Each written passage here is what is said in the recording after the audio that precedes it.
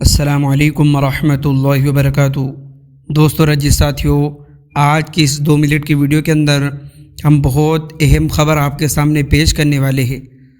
دوستو رجی ساتھیو، آپ کو معلوم ہوگا کہ 14، 15، 16، 17 نومبر سے بھوپال کا عالمی تبلیغی اجتماع ہونے والا ہے، اور انشاءاللہ آج ہم ویڈیو بنا رہے ہیں۔ آج جمعرات کا دن ہے، یعنی اگلے جمعے سے ایک ہفتہ بچا ہوا ہے، یہ تبلیغی اجتماع انشاءاللہ چالو ہو جائے گا۔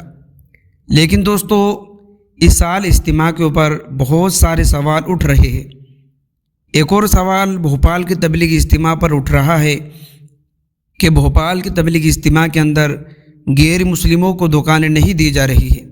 دوستو، اب یہ چیزیں پھیلائی جا رہی ہے، کیا ہے اس کی سچائی، کیا ہے حقیقت، آپ کو اسی ویڈیو میں دوستو ہم بتانے والے ہیں۔ تو دوستو، بہت سے لوگوں نے جو ہے کہ الزام لگایا ہے کہ بھوپال تبلیغی اجتماع کے اندر غیر مسلم بھائیوں کو دکانیں نہیں دی جا رہی ہے۔ دوستو، اسی خبر کو لے کر بھوپال کے ذمہ داران نے بھی اعلان کیا ہے کہ یہ خبر سراسر غلط ہے، یعنی ایسا کچھ بھی نہیں ہے۔ یہ لوگ صرف بھوپال تبلیغی اجتماع کو لے کر غلط افواہیں پھیلا رہی ہے، یعنی سبھی دھرموں کے لوگوں کو جو ہے کہ دکانیں دی جائیں گی، لیکن اس کے لیے کچھ اصول و ضابطے ہوں گے۔